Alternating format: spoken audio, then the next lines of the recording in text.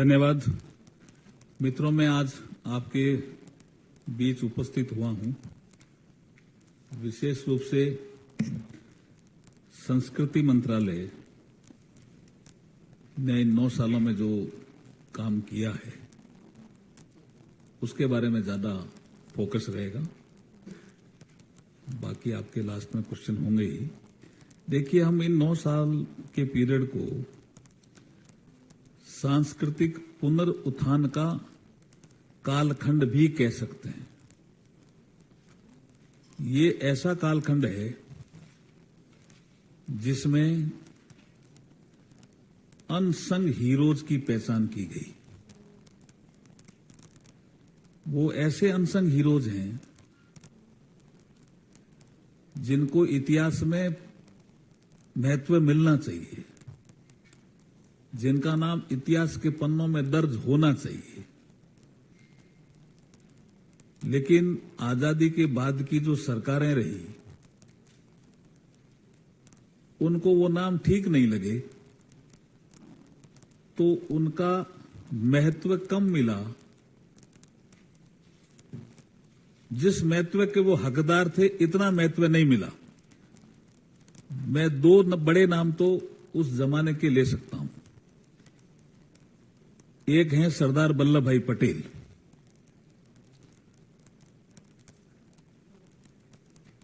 उनके साथ आप सबको पता है कि वो मान और सम्मान जो नहीं मिला।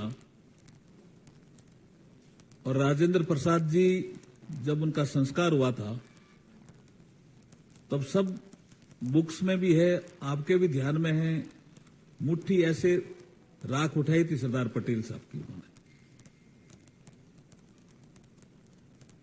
कि ये राख एक दिन अमर होगी। और ये हुई। ये नरेंद्र मोदी जी के कालखंड में केवड़िया में, जिसको अब एकता नगर भी कहते हैं, 182 फीट ऊंची प्रतिमा बना करके नरेंद्र मोदी जी ने वो मान और सम्मान सरदार पटेल जी को दिया जिसके वो हकदार थे।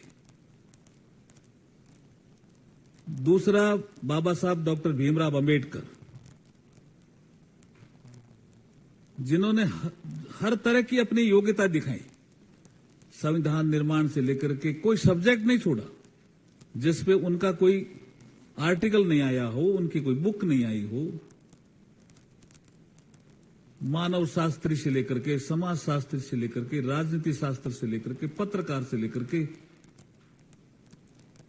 लेखक से लेकर के, फिर भी 6 दिसंबर 1956 को उनका परिनिर्वाण होता है और 90 में जाकर के भारत रत्न मिलता है। और तब मिलता है जब कांग्रेस की गवर्नमेंट नहीं होती है। यहां वीपी सिंह जी प्रधानमंत्री होते हैं और भारतीय जनता पार्टी बाहर से समर्थन देती है। पंचतीर्थ का विकास इस 9 सालों में हुआ। वो पंचतीर्थ जो बाबा साहब के जीवन से जुड़े हुए स्थान थे, जन्म स्थान मऊ, दीक्षा भूमि नागपुर, परिनिर्वाण भूमि 26 अलीपुर रोड दिल्ली, चैत्य भूमि मुंबई और शिक्षा भूमि लंदन, उसके वो हकदार थे। इन स्थानों का विकास होना चाहिए था। आज आप जाके देखेंगे 26 अलीपुर रोड पे तो बाबा साहब के जीवन से जुड़े हुए सारे तथ्य डिजिटल फॉर्म में एक म्यूजियम के रूप में, और कितनी जनता आती है आपको बताने की जरूरत नहीं है। लेकिन उस समय उनको लग रहा था कि क्यों बनाए।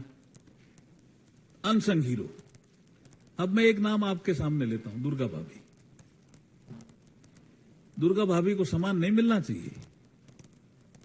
आने वाले समय में 1931 को करीब 100 साल हो जाएंगे शहीद भगत सिंह जी को शहीद हुए। ये दुर्गा भाभी नाम उन्होंने दिया था। और ये क्या महिला का चरित्र है जी। उनके पिताजी जुडिशरी में काम करते थे और उन्होंने कहा कि मैं रिटायर हुआ हूं तो मैं कुछ पैसे देता हूं, मकान बना लेना। और वो मकान नहीं बनाती है, वो यहां आकर के उसकी शादी होती तो कौशाम्बी के आसपास की है, पियर। शादी हो जाती है जम्मू में, और वो मकान नहीं बनाती है, वो इनकी सेवा में लग जाती है कि इनको तो फांसी की सजा हो गई, इनको कोई किराए का मकान नहीं दे रहा है, इनको कोई खाना नहीं खिला रहा है। तीनों हमारे भगत सिंह, राजगुरु और हमारे चंद्रशेखर, नहीं चंद्रशेखर का अलग विषय था, सुखदेव जी। चंद्रशेखर जी को तो बंदूक लेके दी उन्होंने, दुर्गा भाभी ने। ये आपकी जानकारी के लिए दे रहा हूं। देखिए, इतना बड़ा काम करने के बाद पिताजी पूछते हैं कि तुमने मकान बना लिया? कि मैं उस मकान की नींव रख रही हूं, जो भारत जब आजाद होगा तो बहुत बड़ा मेरा मकान बन जाएगा। भगत सिंह पूछते हैं, ये पैसा कहां से लाती हो? बोला मेरे पिताजी ने दिया मकान का। तो मकान क्यों नहीं बना रही? बोला बना रही हूं ना।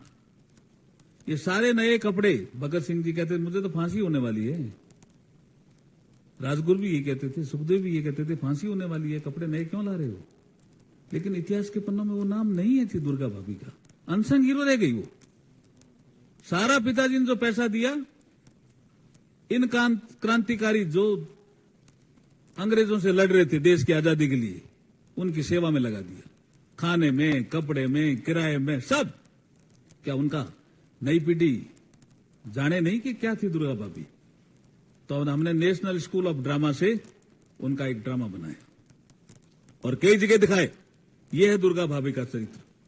और नई पीढ़ी ने देख करके कईयों के तो आंसू आ गए जब हमने देखा कि इस तरह के लोग इतने भावुक हुए कि हमें तो पता ही नहीं था दुर्गा भाभी का नाम। ये नरेंद्र मोदी जी नहीं आते, दुर्गा भाभी का चरित्र जनता के सामने नहीं आता। ये विशेष कालखंड है। हम देखिए, हर घर तिरंगा, ये जनता ने उठाया, लेकिन ये संस्कृति मंत्रालय उसका नोडल मिनिस्ट्री था। किसी ने कहा कि झंडे कहां से मिलेंगे, किसी ने कहा कि कोई लगाएगा कि नहीं लगाएगा। आपने देखा होगा, मैं अभी देखता हूं, गांव में जाता हूं तो झोंपड़ियों में आज भी लगे हुए झंडे। जनता ने किस तरह से लिया हर घर तिरंगा अभियान को। और जितने भी हमारे एएसआई के जो मॉन्यूमेंट्स थे, सब जगह इसकी शुरुआत हुई। नहीं तो मॉन्यूमेंट्स भी कई बार पता नहीं कौन सा मॉन्यूमेंट्स है, कितना महत्व का है, जनता को जानने को मिला कि ये मॉन्यूमेंट्स इतना इंपॉर्टेंट है, इसकी ये महत्वता है, कुंभलगढ़ क्यों फेमस है। ये सब चीजें जो सांस्कृतिक पुनरुत्थान से जुड़ी हुई थी, ये इसी कालखंड में। और मात्र संयोग नहीं है कि श्री राम मंदिर का निर्माण भी इसी कालखंड में हो रहा है। काशी भव्य बनी, ये भी मात्र संयोग नहीं है। 354 अतिकर्मी थे वहां, कोई छोटा काम नहीं था।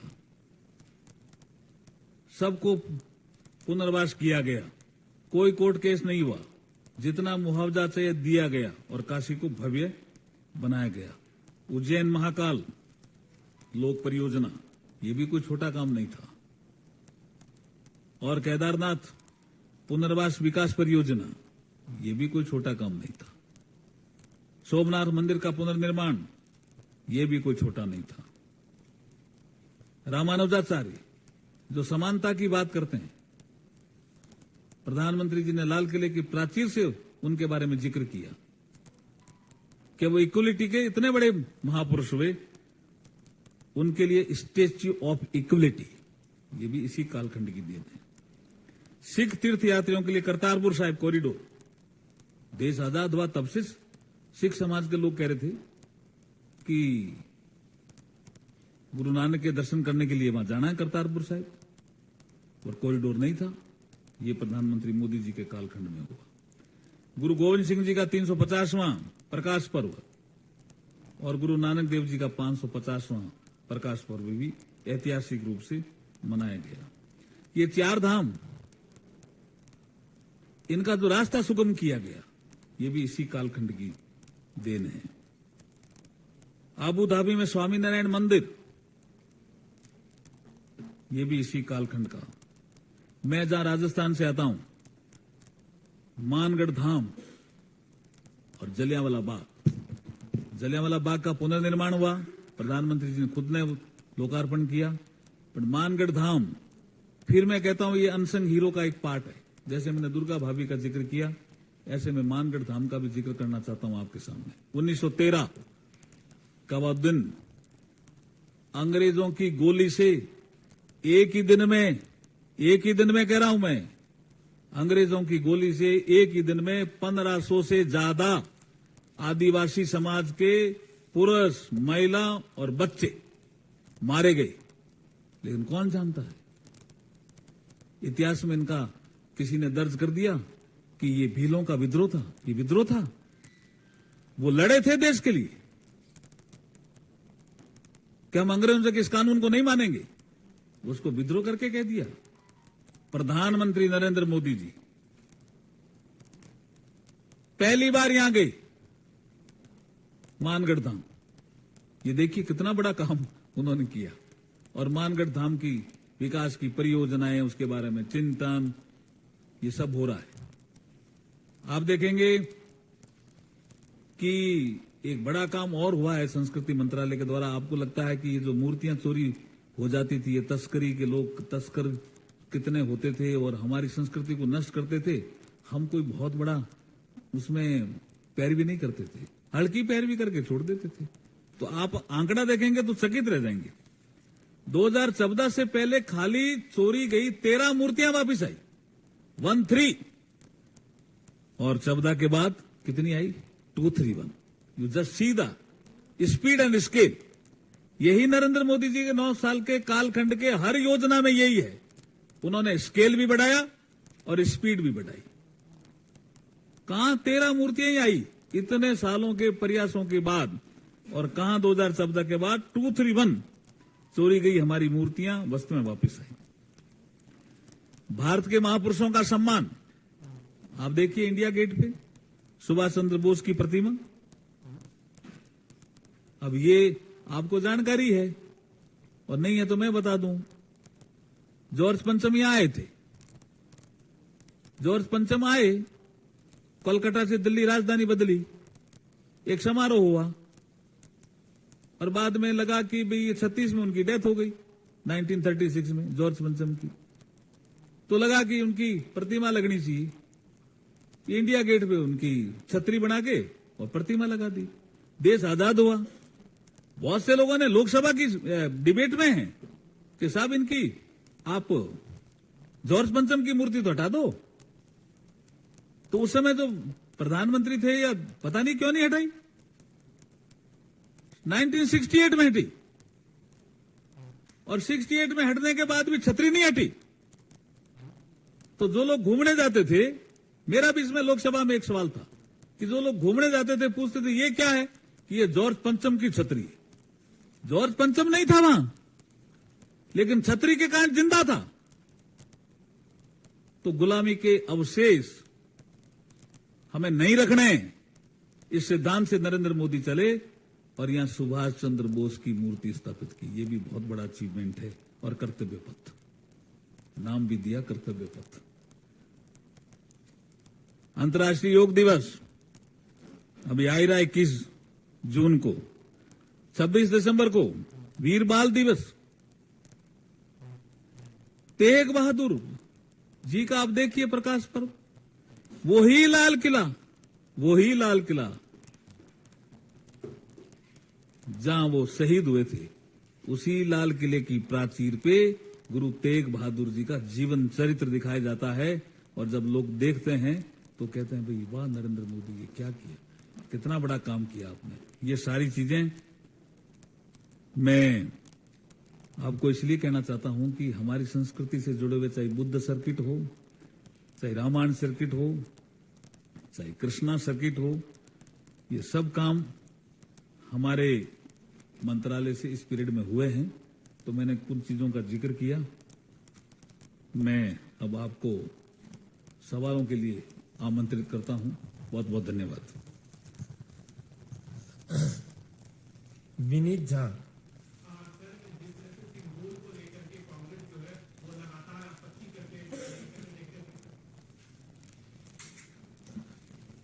देखिए, सिंगोल, दो तरह की आपत्तियां कांग्रेस ने की, शायद आपने देखा होगा। पहले तो उन्होंने कहा कि ये कोई ऐसी घटना हुई नहीं थी 47 में।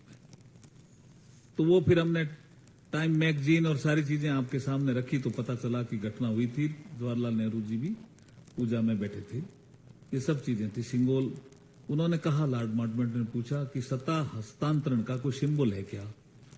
तो वो जब ध्यान में आते आते राजा जी के थ्रू बात गई तो ये पता चला कि हमारे साउथ में, तो साउथ से नॉर्थ ये देश एक रहे, एकता रहे, इस तरह का एक कंसेप्ट के कारण ये विषय आया। और उस समय हुआ, सारे आपके मीडिया में आया भी है, सबने देखा भी है। अब तो साउथ में तो बहुत बड़ा जश्न भी आदिनाम जो 22 हमारे जो लोग हैं उनके मनाया गया, हर जगह मनाया गया। लेकिन कांग्रेस ने कहा पहले तो हुआ ही नहीं, फिर वो चुप हो गए, हुआ।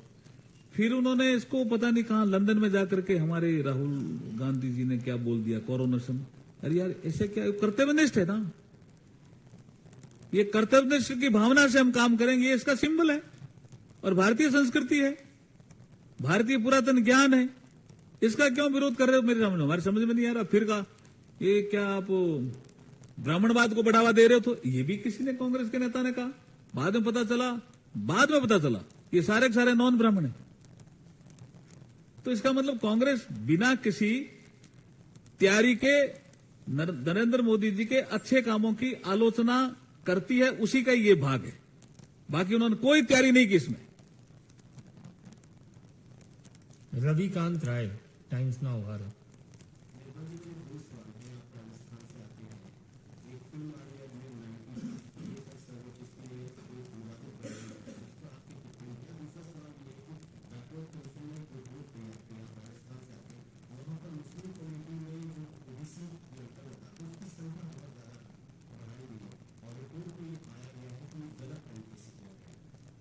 देखिए, पहले मैं आपके पहले सवाल का जवाब, दूसरे सवाल का जवाब पहले दूंगा, फिर दूसरे का लूंगा।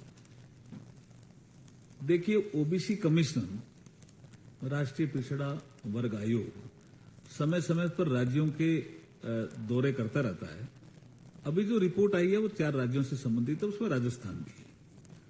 हमारे ऐसे 8 जिले हैं जो ट्राइबल डोमिनेटेड हैं, जिसमें बांसवाड़ा होगा, डूंगरपुर है, प्रतापगढ़ है, चित्तौड़ है, आबू रोड के कुछ पार्ट हैं। ये इन जिलों में क्या किया इन्होंने कि ओबीसी के सर्टिफिकेट ही नहीं बना रहे हैं। और किसी का सर्टिफिकेट बन गया तो उसमें प्रावधान है कि भाई आप क्रीमी लेयर में आ गए क्या? तो क्रीमी लेयर में नहीं आए हो तो उसका सर्टिफिकेट लेके आओ। अब वो किसी ने बैंक में अप्लाई किया, अब सर्टिफिकेट ही नहीं है। अच्छा, किया पहले सर्टिफिकेट था तो उनका आपका तो टाइम बार हो गया, आप इसको नया रिन्यूअल करा के लाओ। तो उन्होंने रिलीवन ही नहीं किया, इन्होंने कराया, क्योंकि ओबीसी का नुकसान करने के लिए ये कांग्रेस सरकार बैठी है वहां। और जो आपने पहला सवाल किया उसके पीछे छुपा हुआ है तुष्टीकरण, क्योंकि इस सरकार की नीति ही तुष्टीकरण है। वोट बैंक की राजनीति के कारण राजस्थान की हालत लॉ एंड ऑर्डर में भी, गवर्नेंस में भी, डेवलपमेंट में, सब में खराब हो गई। संजय शर्मा, लोकमत।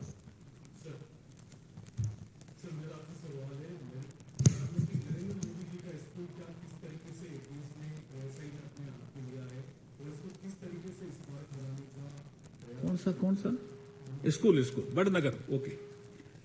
प्रेरणा स्कूल नाम दिया है उसको। प्रधानमंत्री जी जहां पढ़े उस स्कूल को डेवलप किया है और उस स्कूल को डेवलप करके पूरे देश से हम जो टूर कराएंगे, जो पढ़ने वाले स्टूडेंट है, देखिए इस जगह से प्रधानमंत्री उठे, इस स्कूल में पढ़े, इससे प्रेरणा प्राप्त कर, उसका नाम ही हमने प्रेरणा स्कूल दिया है। और वो करीब करीब काम पूरा हो गया है। आप भी कभी वडनगर जाके देखेंगे, बहुत सुंदर उस स्थान को हमने बनाया है। प्रज्ञा कौशिक।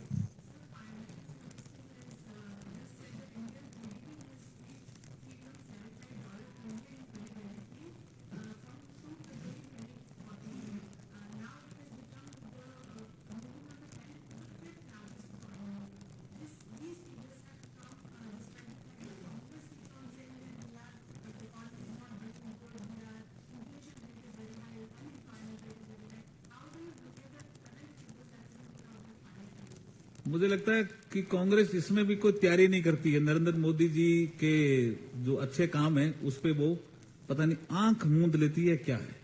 आप देखिए यूपीए कालखंड का, पहले मैं जीडीपी आपको समझा देता हूं। जीडीपी के 3 पार्ट हैं। जीडीपी का पहला पार्ट है कंजम्पशन। वो करीब कंजम्पशन इसमें रहता है जीडीपी में 67% टू 70, कभी कभी 67, कभी 68, कभी 69, अभी वो 68 के आसपास चल रहा है कंजम्पशन। कोविड के कारण थोड़ा इसमें 1-2% का वेरिएशन आया। दूसरा पार्ट है इसका आपका इन्वेस्टमेंट। इन्वेस्टमेंट जीडीपी में पब्लिक भी होता है, प्राइवेट भी होता है। इसमें तेजी आई है, ये 28 से 30% रहता है। ये ठीक हमारे हिसाब से ठीक आंकड़ों पे चल रहा है। कंजम्पशन, इन्वेस्टमेंट और तीसरा पार्ट होता है नेट एक्सपोर्ट। एक्सपोर्ट हमारा कितना बड़ा है इन दिनों, हमने सारे टारगेट अचीव किए हैं, इवन क्रॉस किया है हर चीज को एक्सपोर्ट में। तो जब जीडीपी के 3 भाग हैं, इनके समझ में ही नहीं आ रहा है कि जीडीपी इतनी डाउन चलेगी। तो भाई कोविड में कंजम्पशन ही कम हो गया था, लेकिन कितना वापस हमने राइज किया। और अगर यूपीए आप एनडीए दोनों की तुलना करेंगे तो हमारा जीडीपी का लेवल इतना स्ट्रांग मेरे ख्याल में पिलर पे खड़ा है। हमारी इकोनॉमी, आपने सही कहा, 5वें स्थान पे हम पहुंच गए। जिस ब्रिटेन ने हमारे पे शासन किया उसको पछाड़ करके, और आने वाले समय में आईएमएफ भी कह रहा है, वर्ल्ड बैंक भी कह रहा है और रेटिंग एजेंसी कह रही है कि 2030 पे India 3rd largest economic power बनेगा। ठाकुर रविंद्र सिंह, जी न्यूज।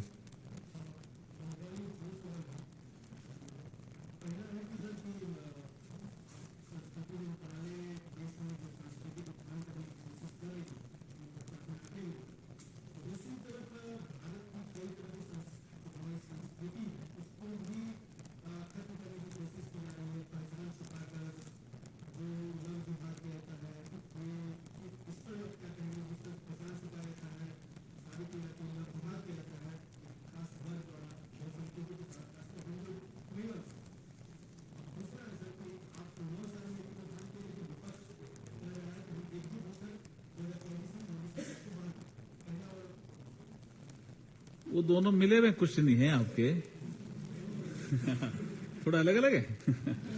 मुझे ऐसा ना हो कि इसमें जो संस्कृति के सारे हमारे सवाल तो पहले आपको प्रायोरिटी पहले हमारी संस्कृति के मंत्रालय के काम काज है, बहुत मेहनत कर रहे हैं। देखिए, मैं संसदीय कार्य का काम भी देखता हूं और आप मुझे रोज देखते होंगे।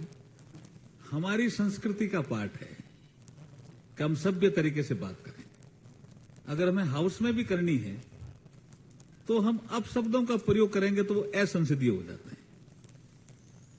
और वो जो जिनका आप जिक्र कर रहे हो वो तो पब्लिक मीटिंग में असंसदीय शब्द बोलते हैं, पूरे समाज के लिए भी गाली निकाल देते हैं। वो ऐसे लोगों का, जिसमें सम्मिलित हो रहे हैं दिल्ली के मुख्यमंत्री भी और राहुल गांधी जी एक हो रहे हैं। अब पता नहीं एक है कि नहीं है, ये तो पता नहीं है, लेकिन इस मामले में एक है, असंसदीय शब्द बोलने में एक है। पीटीआई राकेश, वो असंसदीय का एक पार्ट है।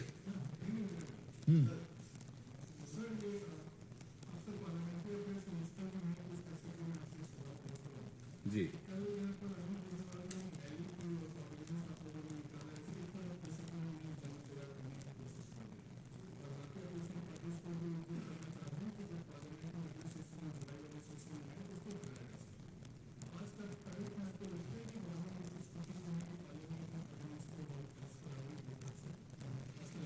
देखिए वो 2 चीजें बोल रहे हैं।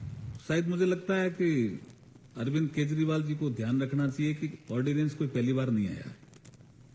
आर्टिकल 123 में इसका प्रावधान है और जो सरकार होती है वो अध्यादेश लाती है, लेकिन हमने अध्यादेश का सारा कम लिया है। अगर आप कांग्रेस का शासन देखेंगे तो अध्यादेशों की भरमार है, उसकी तो बात ही नहीं कर रहे हैं। अब यहां जिसकी वो बात कर रहे हैं वो तो लोकसभा राज्यसभा में हराने की बात कर रहे हैं ना। वो तो देश के लीडर बनने के लिए कभी मुंबई जा रहे हैं, कभी पटना जा रहे हैं, तो वहां जाके क्या करना है। लोकसभा राज्यसभा में जब अध्यादेश आए, उस संविधान में लिखा हुआ है कि जैसे सेशन होगा हमें रखना पड़ेगा। तो लोकसभा राज्यसभा में प्रयास करें ना। वो जो एक्स्ट्रा प्रयास कर रहे हैं वो शायद नेता बनने की फिराक में है, जहां नेता की जगह विपक्ष में भी खाली है नहीं, मुझे लगता है।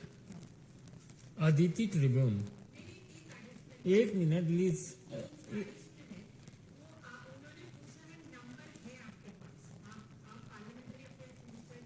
नहीं, ये नंबर नहीं पूछ रहे हैं, ये कह रहे हैं कि वो जनमत 1 मिनट, नंबर तो उस समय पता लगेगा ना। लेकिन ये कह रहे हैं जनमत तैयार कर रहे हैं। जो पार्टियां कभी कभी हमें भी समर्थन दे देती हैं, उनके पास भी वो जा रहे हैं, तो वो जब सेशन शुरू हो तब करना चाहिए ना। अभी वो नेता बनने की फिराक में करना है। मैं ये फिर कह रहा हूं कि विपक्ष में भी नेता का पद पता नहीं किसको मिलेगा, मुझे पता नहीं विपक्ष के नेता का, और विपक्ष का कौन लीडर होगा यही तय नहीं है। कभी बिहार के होंगे, तेलंगाना वाले होंगे, दिल्ली वाले होंगे, ये तय नहीं है। मुझे तो नहीं लगता कि कोई खाली है पद वहां। केजरीवाल जी उसमें लगे हुए हैं। अदिति ट्रिब्यून,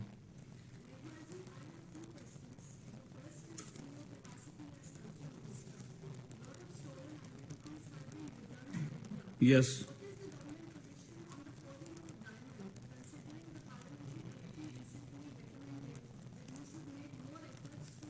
नहीं, वो है, हमने रिपोर्ट पढ़ी है। Matter is under consideration. Yes, no, but cultural minister जवाब दे रहे हैं। Bharat Express, mister Kamlesh Kumar Singh.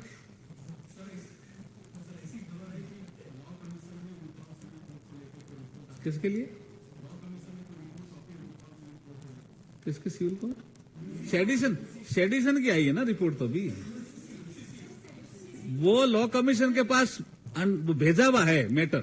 अभी रिपोर्ट तो राजद्रोह पे आई है ना। आपको रिपोर्ट आना, आप सब लोगों से आना कि हम रोज एक विषय को लेकर, एक विभाग के विषय को लेकर प्रस्ताव बनाते हैं। अब जिस दिन लॉ मिनिस्ट्री का नंबर आएगा उसमें लॉ के सवाल पूछेगा, जिस दिन बाकी मिनिस्ट्री में। आज कल्चर के लिए आप कल्चर को छोड़ देंगे लास्ट में धीरे धीरे।